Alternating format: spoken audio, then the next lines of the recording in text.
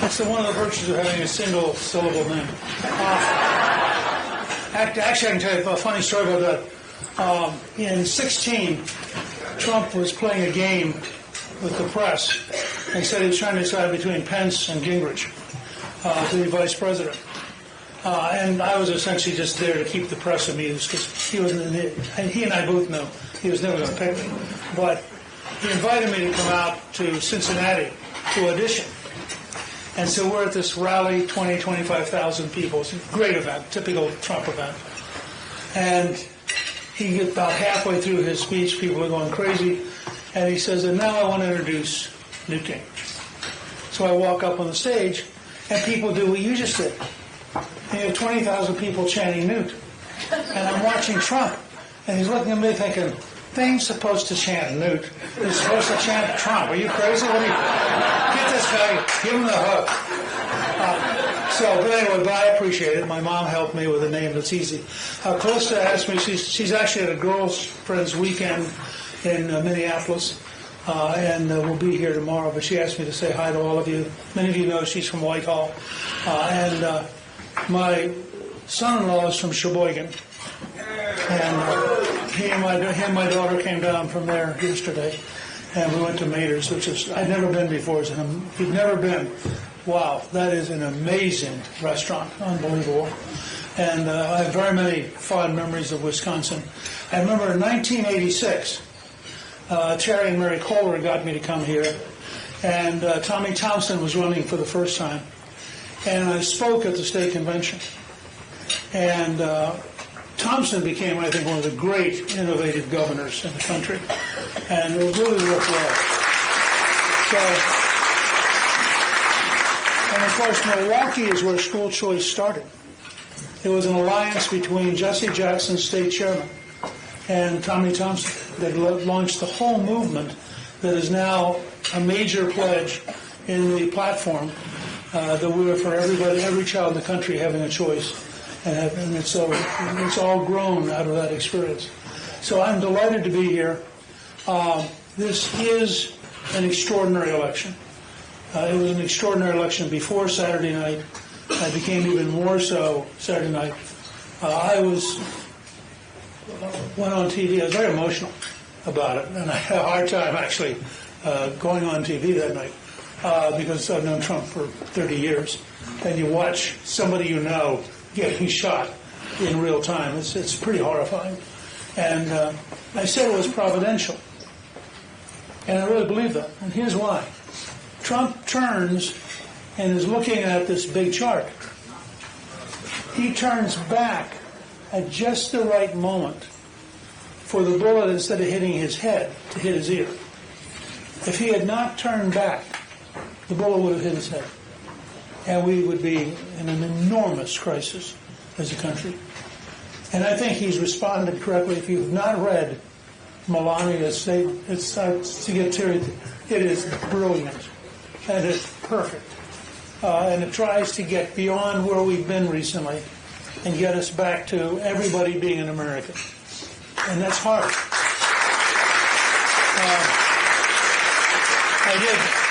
I did Maria Barbarona this morning, and she was asking me, how did I think the conventionally different? I think conventionally very different. I think that we have crossed a watershed. We were right at the brink of falling apart as a country and potentially drifting towards a civil war. And I think that this shocked everybody. And I think you will see a very different approach. Trump said this morning that he's rewriting his convention speech, which I think is good. There are moments, those of you who are old enough to remember where you were when John F. Kennedy was killed, or where you were when Bobby Kennedy and Martin Luther King Jr. were killed. I mean, there are moments that cut through everything else because they're history.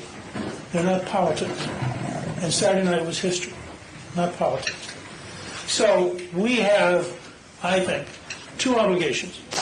One, Lady Thatcher, Prime Minister Thatcher, used to say, first you win the argument, then you win the vote. We have to be more willing to go out and talk with everybody, to talk to people in black neighborhoods, to be even more daring to talk with people at Madison,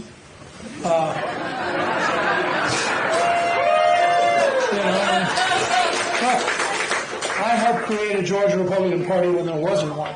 So I'm very comfortable saying there are missions that look like they're impossible till you do them. And I think we have to carry a message that there are principles and patterns, and Governor Walker knows this very well. There are principles and patterns that work. They create safety, they create prosperity, they ensure freedom, and there are principles and patterns that don't work. I've been telling people the real problem with Biden is not his brain, it's his policies. If Biden was totally sentient, which is not probable, but if he was, his policies would still be terrible. And it's his policies that are a great threat to America.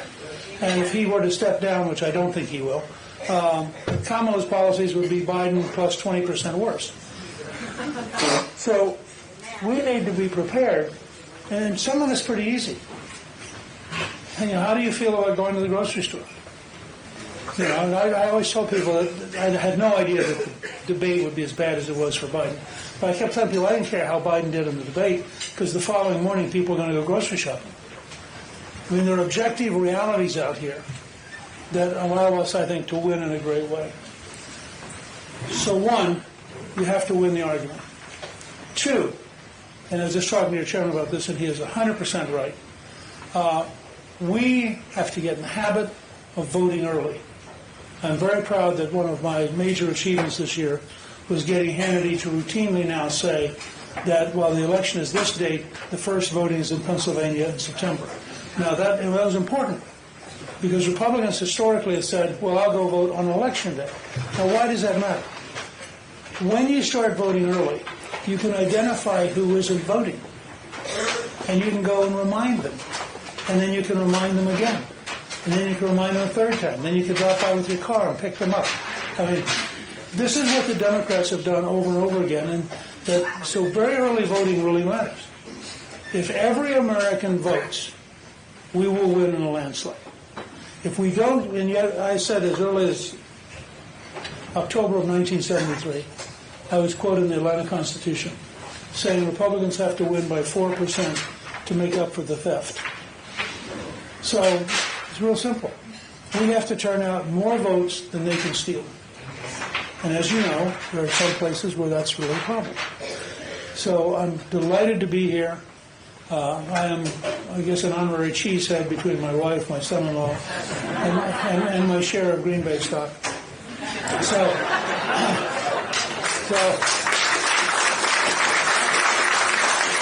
I wanted to come by. I wanted to reinforce what Ron has been saying, reinforce what the chairman's been saying. I'm a great fan of your governor, who has continued to be actively involved in ways that are very, very helpful. And I hope every one of you will go home committed to winning the argument and committed to making sure that every person you know votes early. Thank you, and God bless you.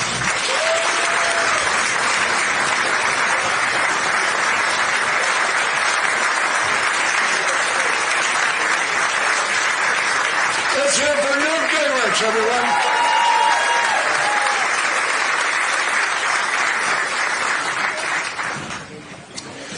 So, is President Trump right now?